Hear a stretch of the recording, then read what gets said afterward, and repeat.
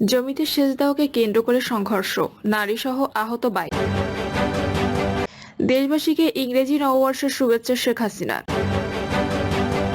জানাবো বিতর্কিত নির্বাচন, গণঅভ্যুত্থান থেকে সরকার পতন এবং সর্বশেষ জানাবো লড়াই শুরু হয়েছে, এ লড়াই চলবে বলছেন নাসিরুদ্দিন পাটোয়ারি। শুনছিলেন সংবাদ শিরোনাম, এবারে বিস্তারিত। জমিতে সেচ দেওয়াকে কেন্দ্র করে সংঘর্ষ, নারীসহ আহত 22। সুনামগঞ্জের শান্তিগঞ্জ উপজেলার ধরমপুর গ্রামে কৃষি জমিতে সেচ দেওয়াকে কেন্দ্র করে দুই পক্ষ সংঘর্ষে লিপ্ত হয়। এতে নারীসহ উভয় পক্ষের অন্তত 22 জন আহত হয়েছেন। পুলিশ ও প্রত্যক্ষদর্শী সূত্রে জানা যায়, সুনামগঞ্জের শান্তিগঞ্জ উপজেলার পূর্ব বীরগাঁও ইউনিয়নের ধরমপুর গ্রামের রফিক মিয়া ও রইস মিয়ার মধ্যে দীর্ঘদিন ধরে জমি নিয়ে বিরোধ চলছিল। কিছুদিন আগে রফিক মিয়ার ডোবায় অজ্ঞাত পরিচয় কেউ বিষ দেয়, যা উভয় পক্ষের মধ্যে নতুন করে উত্তেজনা সৃষ্টি করে। স্থানীয় সালিশে বিরোধ মীমাংসা হলেও বিকেলে কৃষি জমিতে পানি দেওয়াকে কেন্দ্র করে আবারও দুপক্ষের মধ্যে উত্তেজনা দেখা দেয়। উত্তেজনা দ্রুত সংঘর্ষে রূপ নেয়। এতে নারীসহ উভয় পক্ষের অন্তত 22 জন আহত হন। পরে পুলিশ ঘটনাস্থলে গিয়ে পরিস্থিতি নিয়ন্ত্রণে আনে। আহতদের সুনামগঞ্জ সদর হাসপাতাল ও Sylhet MAG Osmani medical college হাসপাতালে চিকিৎসা দেওয়া হয়েছে। সুনামগঞ্জ সদর হাসপাতালের কর্তব্যরত চিকিৎসক মোহাম্মদ শফিকুল ইসলাম ঢাকা পোস্টকে বলেন, সংঘর্ষে অনেকে আহত হয়েছেন। বেশিরভাগ আহতদের মাথায়, পা, হাতে জখম রয়েছে। গুরুতর আহত দুজনকে সিলেট এমএজি ওসমানী মেডিকেলে রেফার করা হয়েছে। দেশবাসীকে ইংরেজি নববর্ষের শুভেচ্ছা শেখ হাসিনার।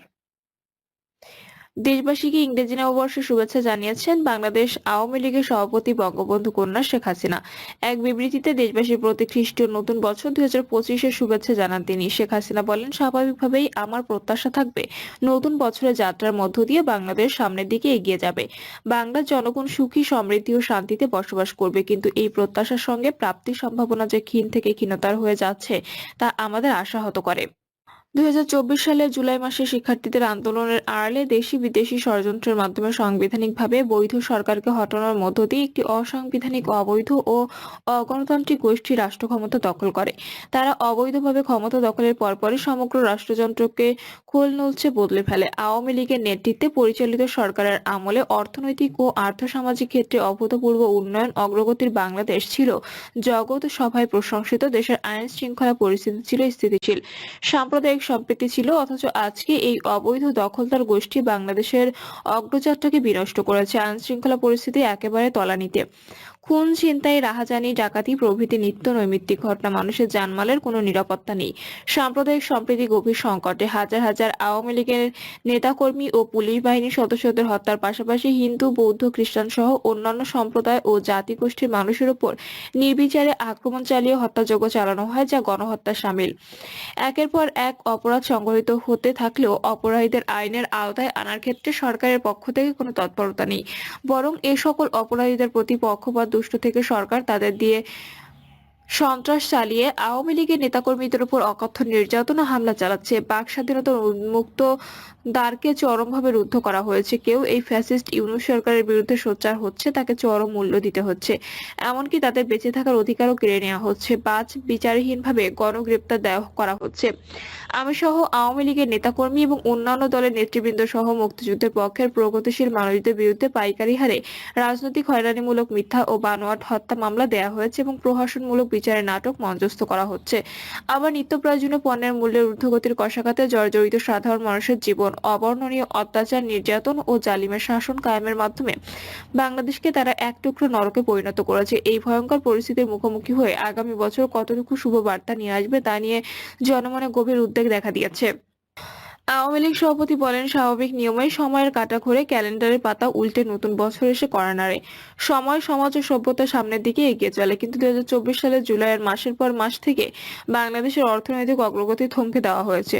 সময়ের পত্রিকার সামনের দিকে আগালেও বাংলাদেশের মানুষের ভাগ্যের চাকাকে পেছনের দিকে নিয়ে যাওয়া হয়েছে। আর্থসামাজিক সকল ক্ষেত্রে বাংলাদেশের অগ্রযাত্রাকে থামিয়ে দেওয়া হয়েছে। বিতর্কিত নির্বাচন, গণঅভ্যুত্থান থেকে সরকার পতন। শুরু হলো নতুন বছর 2025-এর যাত্রা। নতুন বছরে নতুন আশা, নতুন সম্ভাবনা নিয়ে এমন প্রত্যাশা সবার। অন্যদিকে কালের গহ্বরে হারিয়ে থেকে যাওয়া 2024 সাল জন্ম দিয়েছে নানা ঘটনার। এসব ঘটনা চিরস্মরণীয় হয়ে থাকবে বাংলাদেশের ইতিহাসে।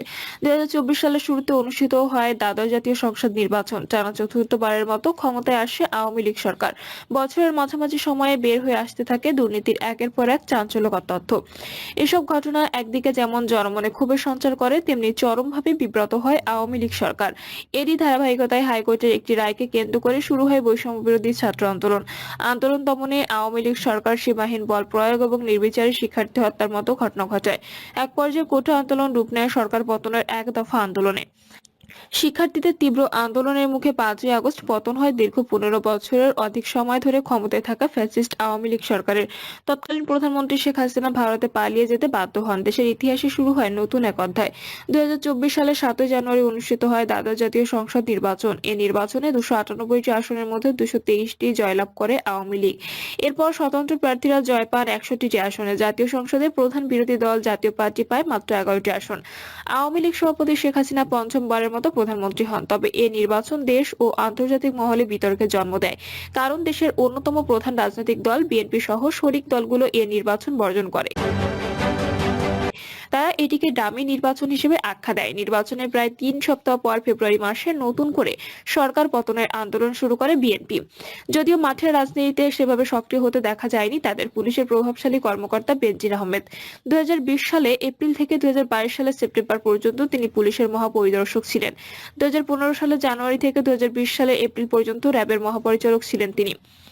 2024 সালের মার্চ মাসে পুলিশের এক কর্মকর্তার বিরুদ্ধে দুর্নীতির খবর প্রকাশিত হয় একটি জাতীয় দৈনিকে। সেই সংবাদ প্রকাশের পর শুধু বেনজির আহমেদ নয়, বেকায়দায় পড়ে আওয়ামী লীগ সরকার ও দেশ জুড়ে শুরু হয় আলোচনা সমালোচনার ঝড়।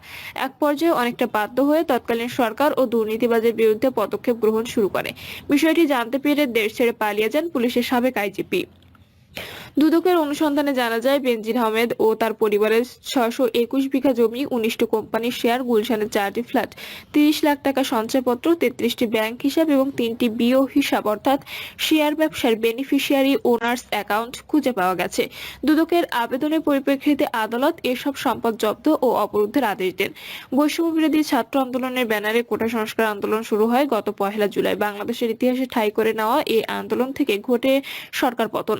গত 5ই জুন মুক্তিযোদ্ধা পরিবারের পক্ষ থেকে আবেদনের পরিপ্রেক্ষিতে হাইকোর্ট সরকারি দপ্তর, স্বায়ত্তশাসিত ও আধা স্বায়ত্তশাসিত প্রতিষ্ঠান এবং বিভিন্ন কর্পোরেশনের চাকরিতে সরাসরি নিয়োগের ক্ষেত্রে নবম গ্রেড থেকে 13তম গ্রেড মুক্তিযোদ্ধা কোটা বাতিলের পরিপত্র অবৈধ ঘোষণা করার রায় দেন। এ রায়ের পর দেশের বিভিন্ন প্রতিষ্ঠানের শিক্ষার্থীরা কোটা প্রথা বাতিলের দাবিতে আন্দোলন শুরু করেন। তৎকালীন সরকার শিক্ষার্থীদের ন্যায্য দাবিটি বিভিন্নভাবে নেতিবাচকভাবে উপস্থাপন করার চেষ্টা করে। জুলাইয়ে শুরু হওয়া শিক্ষার্থীদের আন্দোলন ধীরে ধীরে সারা দেশে ছড়িয়ে পড়ে। শিক্ষার্থীদের ন্যায্য দাবির প্রতি